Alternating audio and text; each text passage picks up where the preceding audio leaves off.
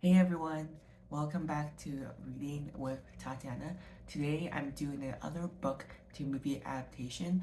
I read The Color Purple earlier this year in January. I'll link my full review on the book down below if you want to check it out. And this past weekend I watched the movie adaptation, also called The Color Purple. They came out in 1985 and it was pretty good. Before I get into my full review of the book to movie adaptation, if you're watching this video, I always appreciate if you hit the subscribe button, give this video a thumbs up, and give a comment down below if you read the book Color Purple, if you watched the movie, or if you have done both, and what you thought down below of each of these formats of the story.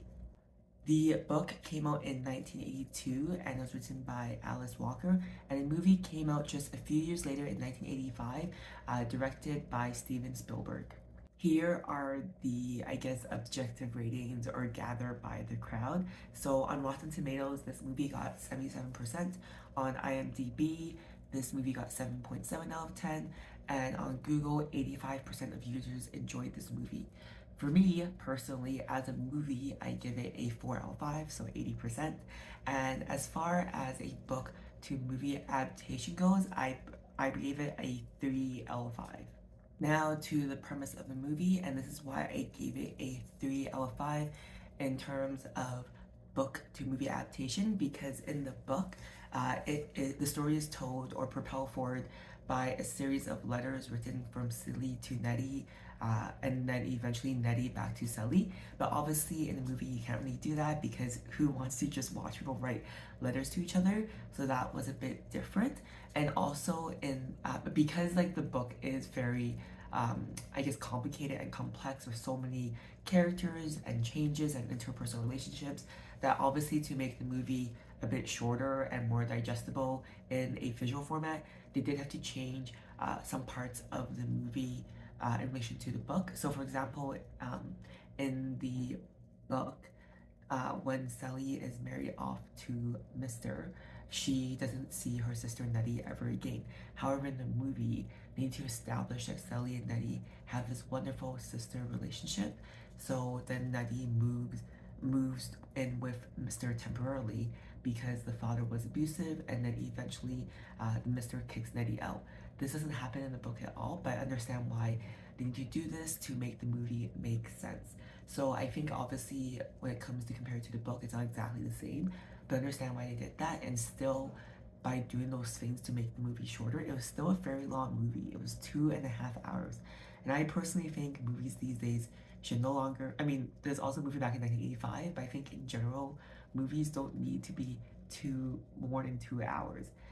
So it is a bit of a lengthy movie. If you're planning to watch this, you need to set aside some time to watch it, or just go in the mindset that it's gonna be a longer movie.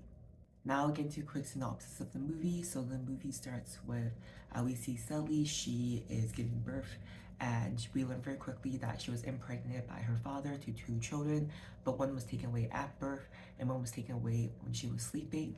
And then this man, Mister, at the church is eyeing Nettie, the sister, and Sally and Nettie are really young, like they're like young teenager girls. So Mister wants to marry Nettie. However, when he asks the father for Nettie's hand in marriage, the father doesn't want to give up Nettie and gives Sally away to Mister. Sally then moves in with Mister and takes care of the kids. The house is decrepit. It's just like not a great home, and he's also abusive to Sally.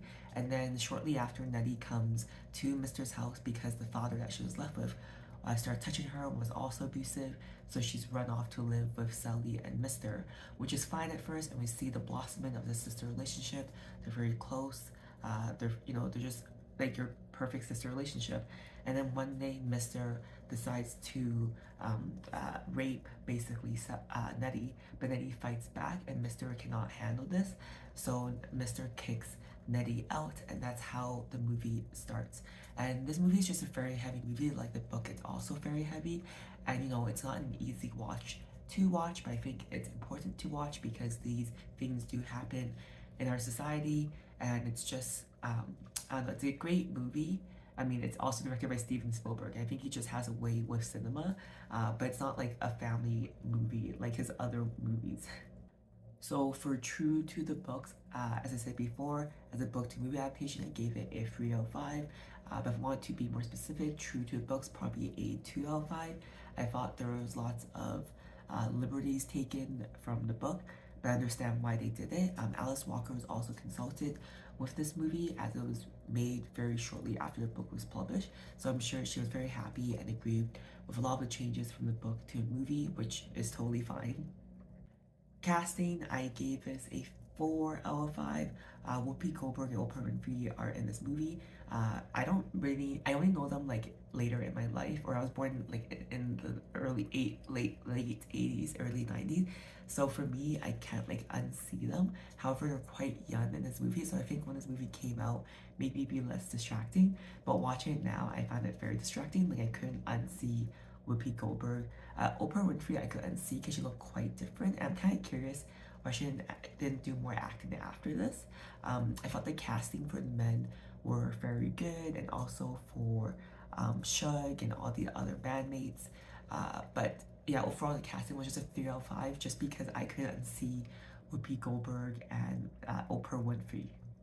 The aesthetics of this movie in terms of bringing the book to reality, I gave this unfortunately just a 3 out of 5, just because even though it was a beautiful movie and the setting and the nature and the outfits and costumes were amazing, I just felt like given the characters circumstance and situation, and maybe I'm just not educated historically, I just felt it was almost like too beautiful and too immaculate in terms of their clothes. Like they seem to be living in poverty and struggling, and it just didn't make sense to me how they could have such lavish outfits, and that really took away from the story and the movie for me.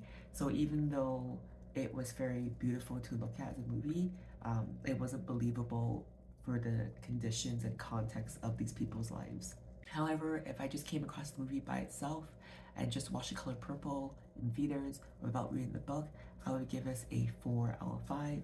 I thought it was a well done movie, and I thought um, I felt I guess like looped into these people's stories and their well-being. I felt moments of intensity and like, oh, what's gonna happen, and then comfortness and happiness. So I give it overall a 4 out of 5. Thank you for watching until the end of my book to movie adaptation for The Color Purple. If you've watched this movie, please comment down below. And I've also done a full review on this book. If you want to check it out, I'll link down below as well. Thank you for watching. Bye.